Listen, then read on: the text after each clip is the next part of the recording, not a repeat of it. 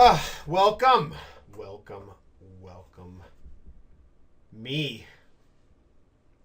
I'm pretty certain I'm the only person who's enjoying this. Today's going to be a mix. I have a mixture of language learning philosophy with food. Today's food. My wife made it. It has pork, hamburger. What do you call the minced pork? Do you call it hamburger? Hamburger style pork. So you, right? And it has a radish. That's what this is right here. A radish. This is the pork hamburger. See if I can get a little bit of it. Pork hamburger. And there's spinach, maybe? And then there's mushroom right here. 3 different types of mushroom. And it's all on top of rice. So it's like a Korean mukbang, right? Mukbang and philosophical talk discussion. But this is just a extension of what I've already been discussing for a while, which is part of the video series learning language, spoken language, learning why baby beats adults, or I don't know, just babies are better than adults, why, etc. Just that whole discussion. I don't know where I left off. I think I left off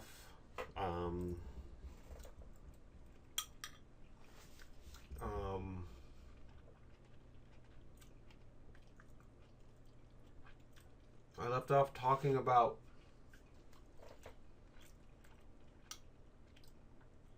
like babies have more invested in the whole enterprise of learning language than adults, meaning life or death.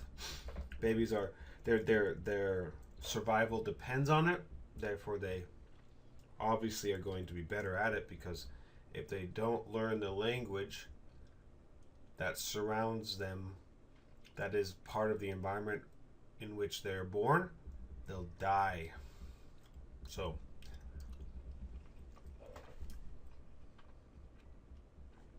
right now, what I'm going to discuss is not quite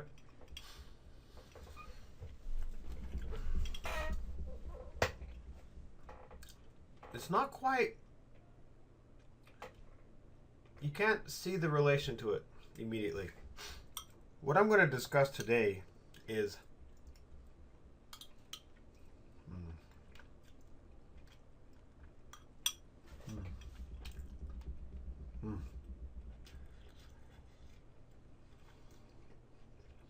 my wife.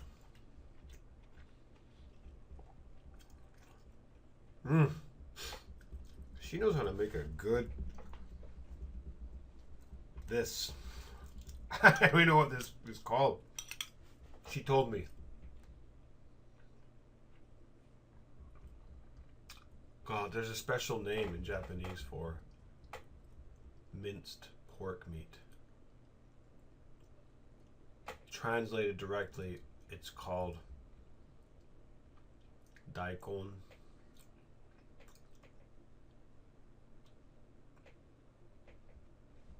Bara bara ni natte iru butaniku ni. Ni. Ni. Ni means in a pan. You throw everything in it and you have a kind of bubble with water.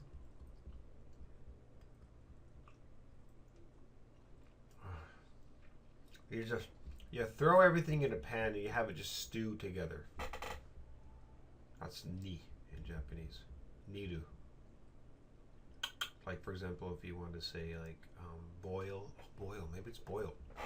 Like boil some water. Or the water's boiling. 水が煮てる。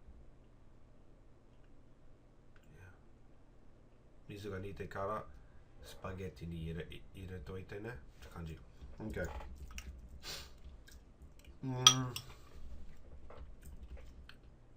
Language learning. So, check this out.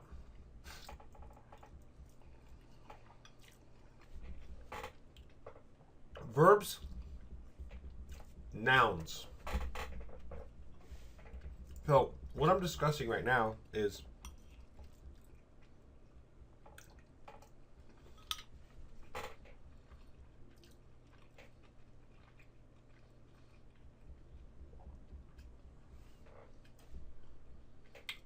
learning a language changes your identity.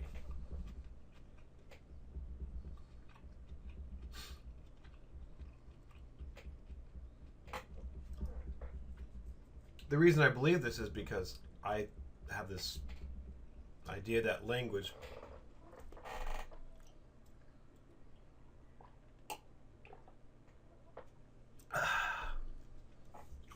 it's vodka. It's vodka. Can you imagine? This was vodka. Just like cuddling it. No, it's water.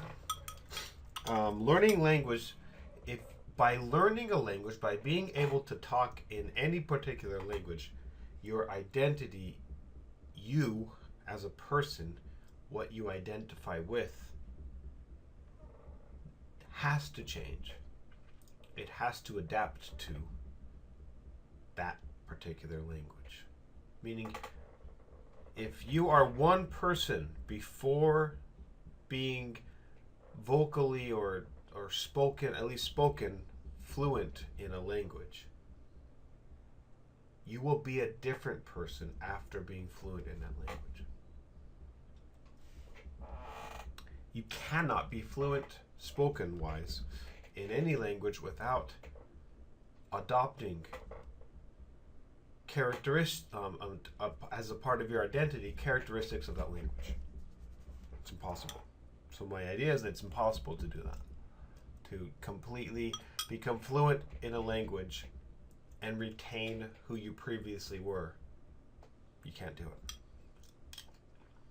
Now, there's reasons for this. I don't know if I'm going to go too deep into why I believe this. I just know that this reality plays a huge part in why currently language learning is such a complicated subject.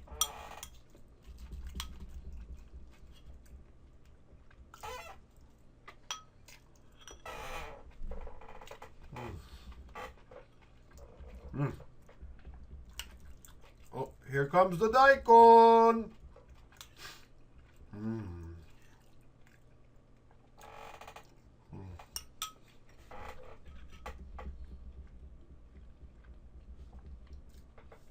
So weird. I look at the camera, and supposedly the camera represents the world, right? But to me, it's the camera.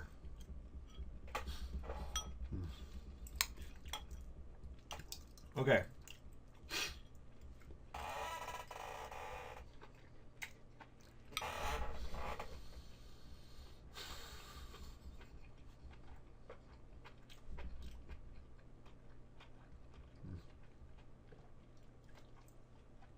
Every language in this world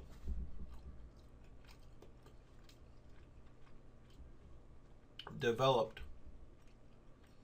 within a specific set of circumstances, a specific type of environment. Okay? And since every environment in the world is different and unique, the language that developed within that environment is different and unique. That's not something weird. Every language is different and unique. But the relationship a language has with its environment is something that I don't think has been fully explored and is taken into account when strategies are used to teach this language to someone who doesn't know it. And I think the relationship a language has with its environment is incredibly important in learning that language. So there is a disconnect, okay?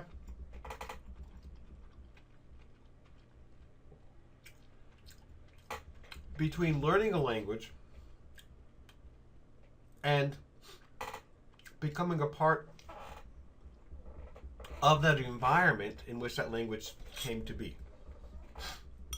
We're trying to teach people languages without considering the importance of becoming a part of the environment in which the language came to existence. And I think those two things are impossible to do in a mutually exclusive situation. I don't think you can become fluent in a language but then not become a part of the environment in which the language came to be. You can only become fluent in the language if you also belong to or adapt to or become a part of the environment in which the language came to be. So it's like the whole idea of how immersion is a good way of learning a language. The underlying logic that makes that statement make sense is much more important than we understand. Not just important, is paramount to language learning. So that logic, it almost seems like we take it for granted because we already experienced it at least once with our native language as babies. So there's something there that needs to be understood better. It needs to be explored and extrapolated and attended to when we are developing strategies to teach someone a foreign language. And I'm going to now discuss something like one thing that what's the word called? Illustrates what I'm talking about. Sometimes I don't know how to speak, especially when I'm enjoying the most delicious food in the world, in my world.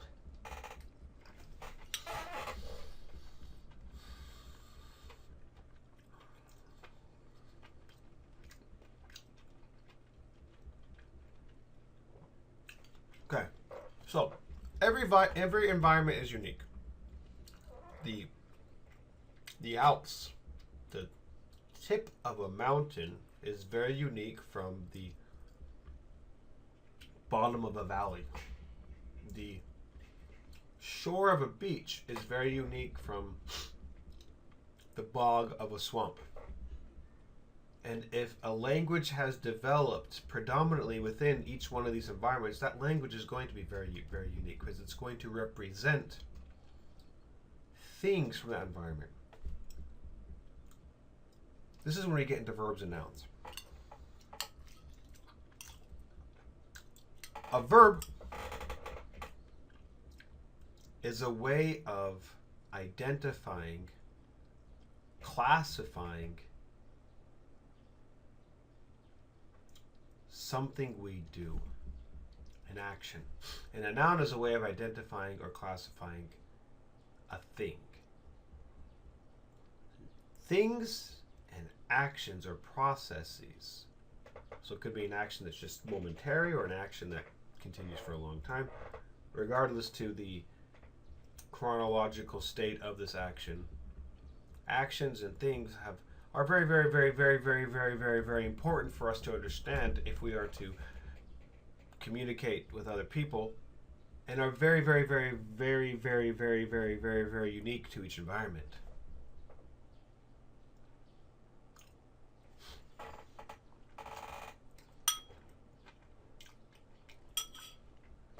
Each language,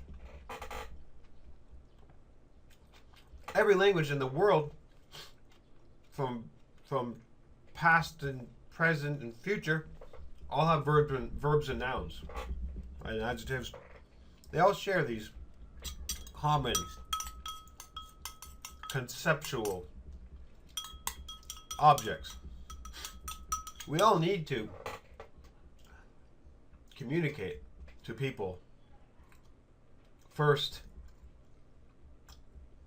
there's a boy, and then more specifically what type of boy and what this boy is doing. Or first there's a girl, or first there's a dog, and more specifically what this dog is doing, what type of dog, what type of girl, what type of boy, what type of group of people, what type of thing. We need to be able to communicate these things to other people if we want to survive. It is the reason we are alive today as humans. It's the reason we are human. We have this unique ability to communicate to degrees of specificity that are just incomprehensible to other creatures. Verbs and nouns. It's what allowed us to survive and prosper.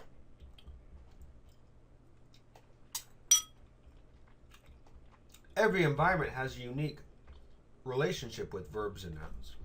So every language has a unique way of describing verbs and nouns. Some particular verbs and some particular nouns are more prevalent, more important, and particular in specific environments. So languages have developed as a way to represent these important aspects, these important relationships between environment and things and actions. If one wanted to speak, one wanted to belong to one of these environments, they need to be able to speak this language. In other words, they need to be able to represent these things, represent and reflect the importance of the things in this particular environment. But because if it's a foreign language, it's a foreign object of importance. The importance of this object or the importance of this action is foreign to them, because it wasn't this object or this, even though this object or this action may exist in the environment from whence they come, it doesn't have the same importance. So in order to reflect this importance, some degree of absorption has to occur within that person's identity. They can't communicate its importance superficially and still that's an interesting thing. Can they communicate things superficially? Is it possible to become fluent in the language but not incorporate any of the values that underlie this language? Oh, that's interesting. See, there's so many things to explore. I'm going to say no initially. No, you can't. I'm going to say our brain is not designed to learn language superficially. I'm not going to say that we can't eventually do it, because our brain is designed to adapt also. More than anything, our brain is designed to adapt to any situation.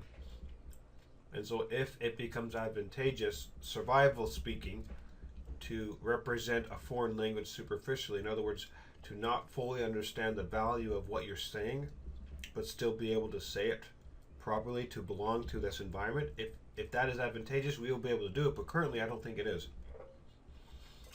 I think you need to be able to represent the value of what you're saying in a foreign language to properly become fluent in that language. If you can't represent the value of what you're saying in various forms of nonverbal communication and verbal communication, you'll never become fluent in that language. You'll always be an outsider.